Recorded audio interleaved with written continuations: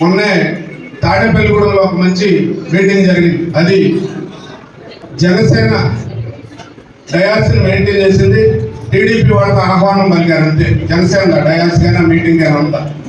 మరి దాంట్లో జన సైనికులు అందరూ వచ్చారు, టీడీపీ మహిళా లీడర్లు అందరూ వచ్చారు. మరి ఆ రోజు పవన్ కళ్యాణ్ గారు మాట్లాడారు చాలా చక్కగా. ఎందుకంటే కష్టపడి పార్టీ నిలబెట్టే వ్యక్తి తెలుస్తుంది బాగా. కొంతమంది పెద్దలు అక్కడక్కడ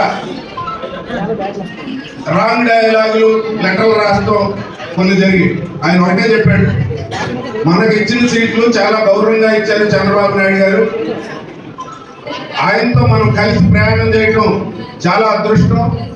ఒక మంచి మహానగరాన్ని సృష్టించిన హైదరాబాద్ లాంటి నగరాన్ని సృష్టించిన వ్యక్తి చంద్రబాబు నాయుడు గారు.